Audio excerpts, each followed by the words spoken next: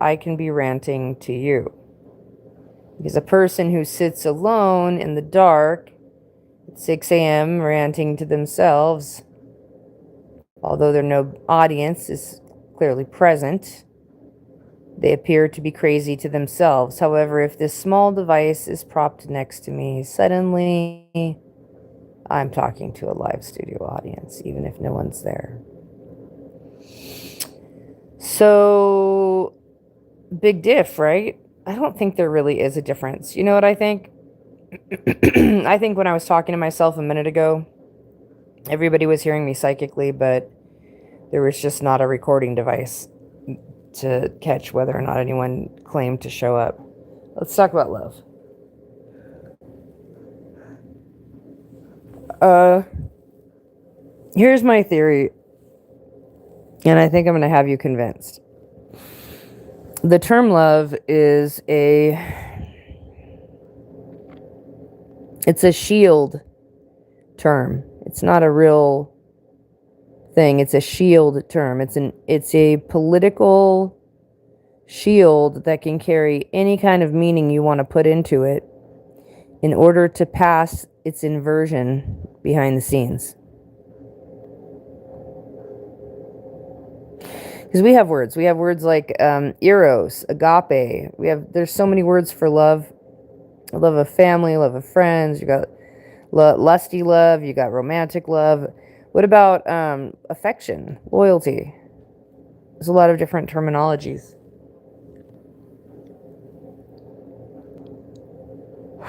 Why love?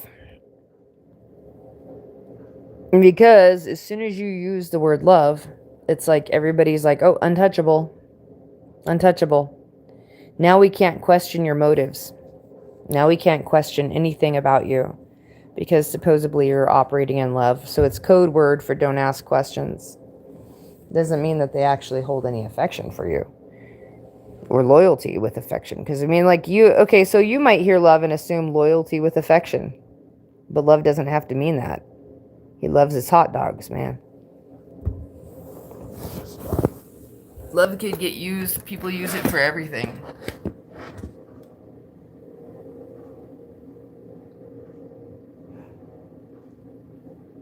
It's a term of convenience with no character.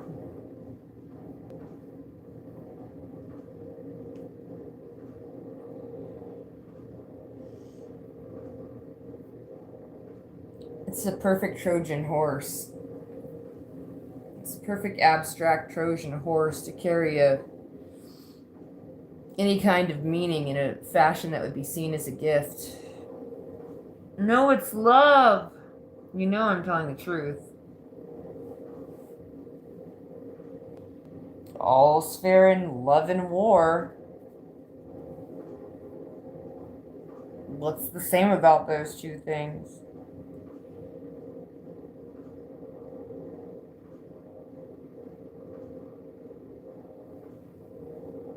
Subterfuge.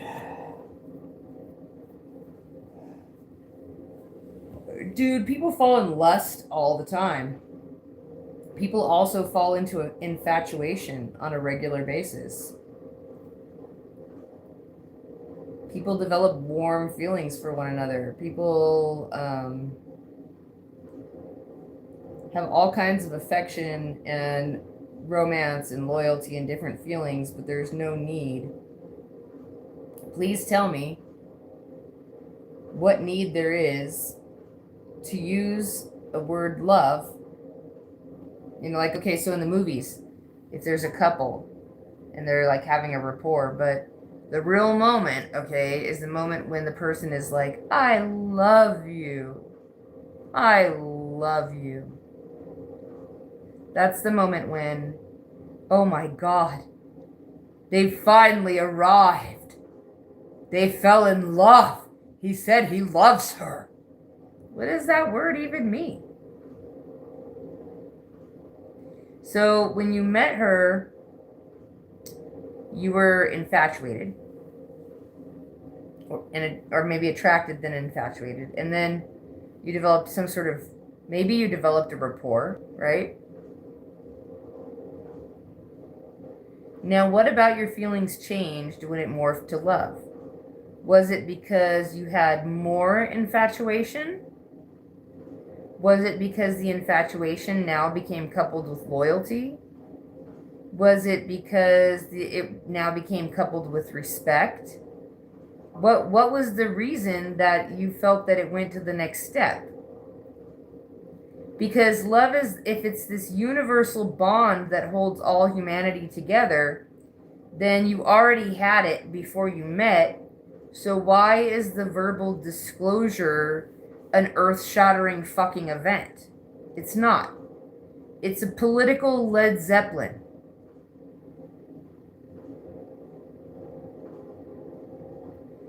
An inversion tactic, a Trojan horse, an abstract term that can mean so many things. You love your hot dog.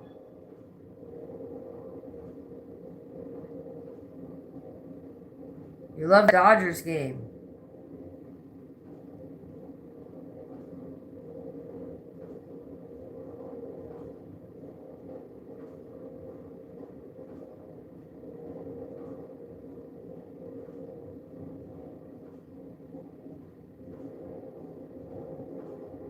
Love is a losing game. Because unless you're using it as a tool. So like, if you're involved in some other form of 3D mental chess, then you use love as a tool. Right? So it's a component in the game, but from a person's perspective who approaches it as the game itself, you already lost. It's an abstract term. It's just a tool. If you think it's the game when it's an abstract, Trojan horsey sort of tool, then you got suckered by the biggest weapon of all, and you see why I rather would like to, a lot of things have come to call, why I would rather call it other things. For instance, let's just say that, what is this point in love? What? I love you. You love everything and everyone you see. Stop it. And then other people, you hate everyone and you don't love anyone. What are you talking about? Like you were made to feel better by someone else.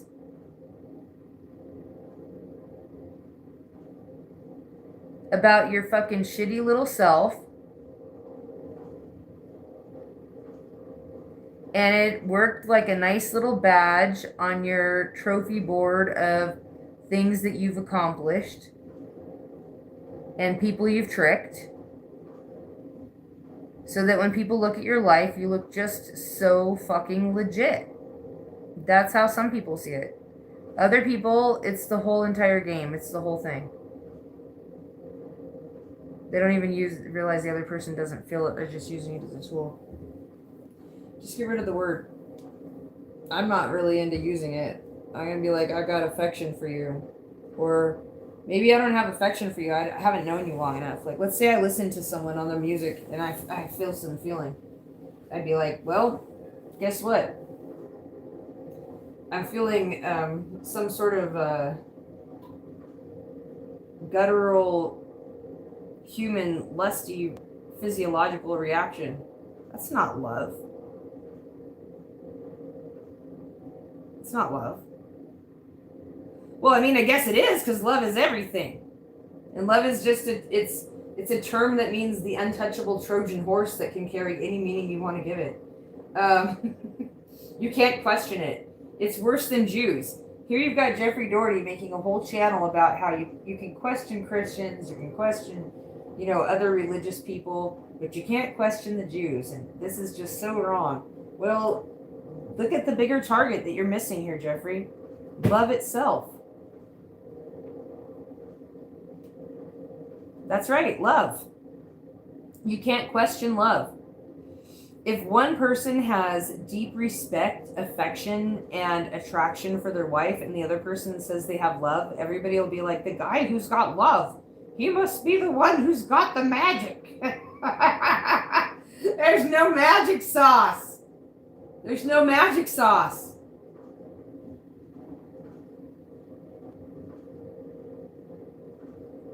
Well, there's magic sauce. It's called like romance, infatuation, and all kinds of things like that.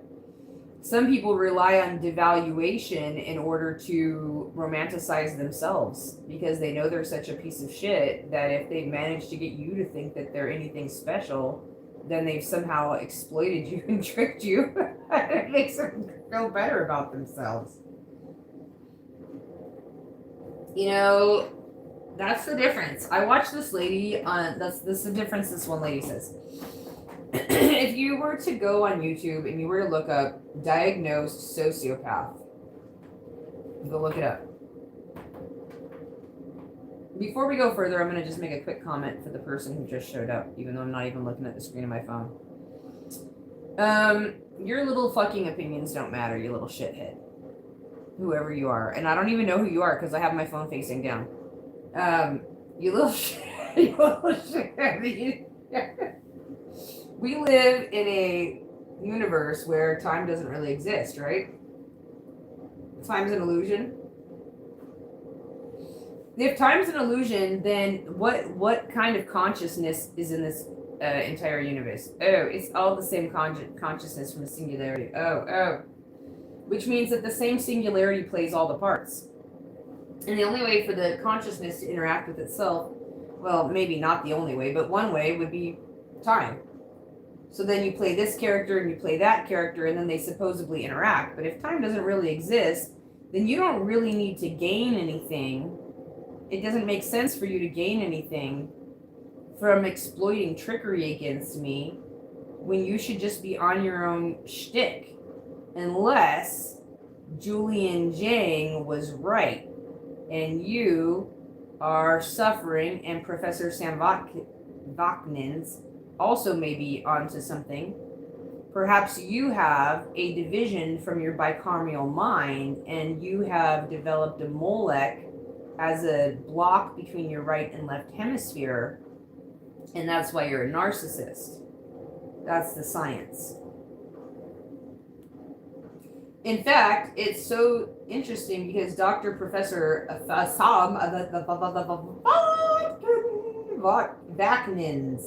Vaknins, not Vaknins, he says, and he does peer-reviewed shit on narcissism in research journals. He says that narcissists do not, like a normal person, their left hemisphere gets, like, I know that everything's not as right left hemisphere, there's mixtures of stuff going on, but that basically it gets its source energy from the right hemisphere, which is where all of your individualities in your left, it's more of a male hemisphere, and your right is more female and collective and creative. So in the bicameral mind theory, the ancient man had access back and forth between their own right and left hemisphere, sort of like the Freeman of Arrakis on the Dune series. They didn't have to torture other people to get water, they would just use their own water. And so with the communication continuously between the right and left hemisphere and parts of the brain that could speak for God directly, they weren't in the position of having this the Molechs. So the seeds of the Molechs have to have always been there from the beginning for them to be there now, though. A thing cannot come to fruition if the seeds of it were not present in its past. So whatever history looked Molech free obviously wasn't, or the Molech would not have appeared ever.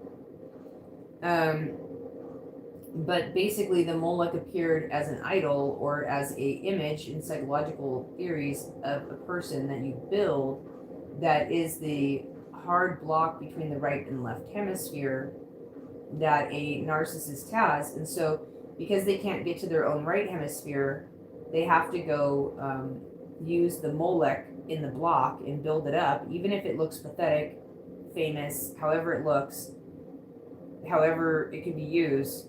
They have to use it to trick you out of your right hemispheric source energy because they can't get to their own, and they have to feel entitled to it because to them it's an entitlement, like a plant needs water or a child needs affection from both their parents without being messed with, right? Like, so yeah, and structure and shit, but not Como land, right? So people need certain things, and so but narcissists need the inversion of what regular humans need. So we have a world system run on feeding into the narcissistic supply matrix.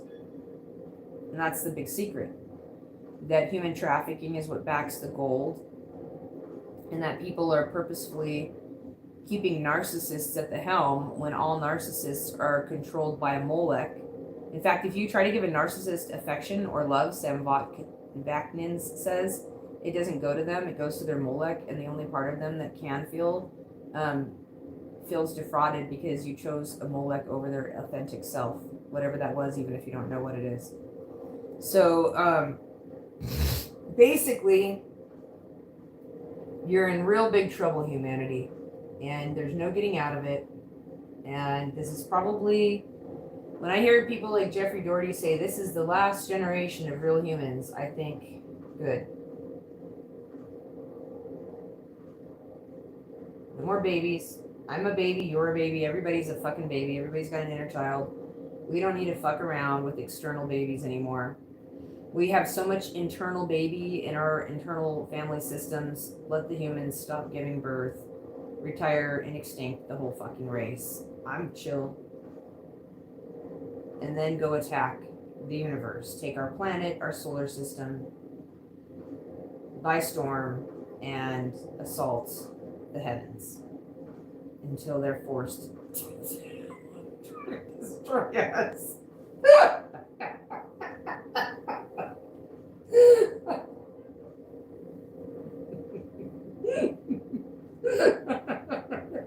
Until they're forced to try to destroy us. So I had started to learn different languages, right? And I was trying to work on it. And swim, because of their handy-dandy gig economy job that happens to give them a benefit of giving them free Rosetta Stone, was like, I already learned Paleo Hebrew, and I actually can read Paleo Hebrew. It's stumbling, it's slow, but I can read it. So when I see Hebrew, I can sit there and I can make out what I would think the word meant if I was to translate it back into Paleo, and I can get a basic meaning off of it, but it isn't exactly like what people will think. Like,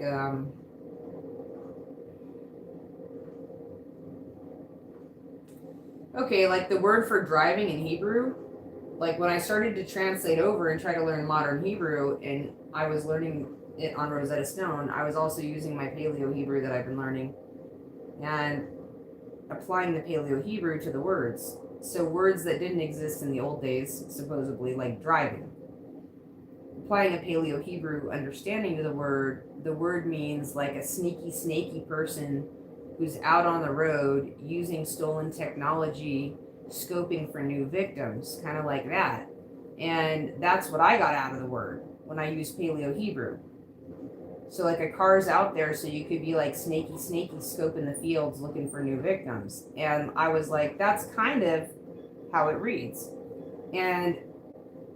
But when other people just read Hebrew or other language, oh, just driving. It just means driving. It doesn't mean that in Paleo, it's like.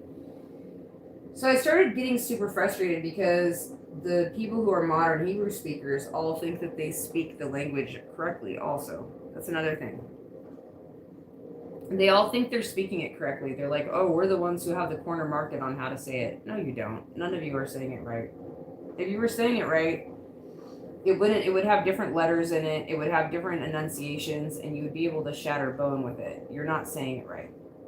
You're saying it right for the way that you say it. Okay, so you're saying it right for what people believed was this during this period of time. That's correct. That is what people believed this was during this period of time. That's the right that you get. But you don't get right. We have something called Padma's Vault in India, and they can't open the eighth vault what the treasures inside or ever find out, because it's sealed with a naga, with a special lock that's a vocal lock that can only be undone by a person who can recite the naga, the serpent incantation. And there's nobody on earth who can pronounce all the different sounds in the ancient naga incantation. They can't even utter the sounds. The sounds don't come from you. You don't know how to make them anymore. And so they can't make them right to where they can open this lock. And so the scholars have decided that the amount of bacteria, viruses, and mysterious things that could be locked up in the 8th vault of Padma are so serious that if they can't open the vault without using the appropriate naga incantation vocalizations, then and it's not over till the fat lady sings. Fat ladies sing opera, and they also can make certain sounds that other women can't make. The Queen of the South, even the woman kidnapped by Solomon himself in some legends, was also known to be an obese woman in a rock stela. But at any rate, certain sounds can't be uttered unless a person so there's other things too in linguistics. And so the naga incantation, for all you know, it might even require a choir, and until it can be done, the final vault cannot be opened. There's just nobody who can pronounce it. The original pronunciations have been lost. Now they'll say we are still pronouncing the ayin as both a gayan and an ayin, even though it appears only as an ayin. And a big evidence would be Gaza, which would, if people were pronouncing it as a friendly term, it would be Aza, because it's using the ayin as the first letter, right? Well, what about Athelia in the Bible? Well, we know that the Greek Septuagint translated her as Gothelia, not Athelia, and yet the gold bullion with her name on it spells her name not with an ayin, which would make the translation of Gothelia reasonable, but rather with an aleph, which means that she was also referred to as Hamelech on the bullion. So Athelia was spelled with an aleph and was a king, and so was not in the violation of a king not sitting on the throne. So we can see that with Mahat Kari, as when she ascended to Pharaoh, she did not come as the queen, she showed up as the Pharaoh himself. But so lacking a seed to sit on the seat, huh? And so I just love is a term that's abstract, so therefore it's a Trojan horse that can fit any meaning you want in it. And because it's got so much don't touch that kind of reverence around, it's the untouchable word, it's become more untouchable than the word love is at an untouchable level that a lot of people would put names like Allah or God or things like that. Love is, for the general populace, is the thing that you cannot touch, you cannot talk about, you cannot say anything about it. That's where it is for most people. Some people talk about it all day long, but the idea being that, but because it's an abstract term and it can mean anything, it's a Trojan horse for an inversion under meaning politically to go get passed through, is how it's used. A direct person would use terms like affection, right? Loyalty, respect. You don't need the term love. What do you need it for? To trick people. Oh. Because it has because they're giving it a meaning that it has a meaning that we don't know about. That is how they're acting about it. Like love has a meaning that we don't know about, even though it has all these other meanings.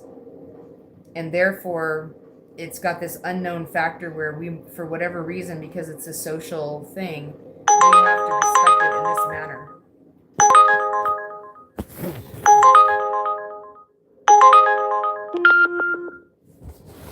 Well, look, I have one person who's faithfully watching.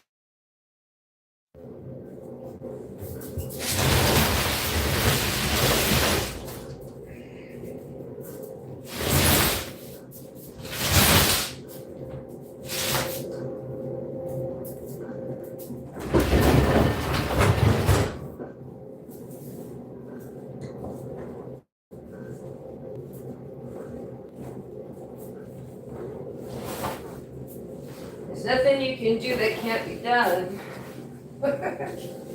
Nothing you can sing that can't be sung. There's nowhere you can be that you weren't already supposed to be meant to be. All you need is love. Love.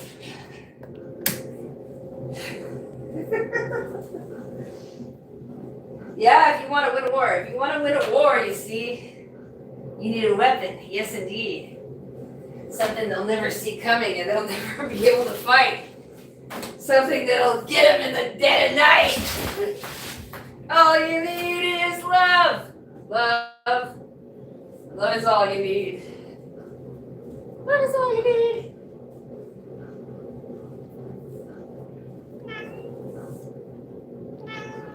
Princess.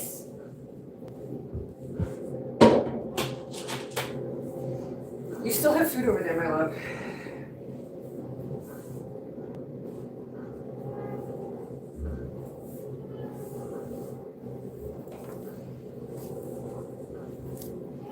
Nothing like a hot cup of coffee on a morning. In songs to the ones I love. Because you know that I manipulate you if I'm using that term after that lecture. And that's the thing. Is that what the problem with humans is? They're like, manipulate us. Just manipulate us. We have an ingrown need to be manipulated as a race.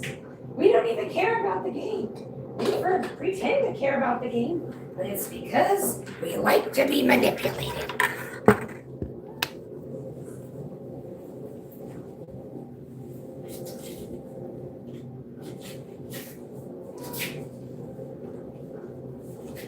I don't know about that, but maybe, I don't know. I don't know the answer to that one. All right, off we go. Have you ever heard of turds and hurdles? Me too. I've heard of them also. That's what my dad would say. If we were going here, he'd be like, turds and hurdles, turds and hurdles.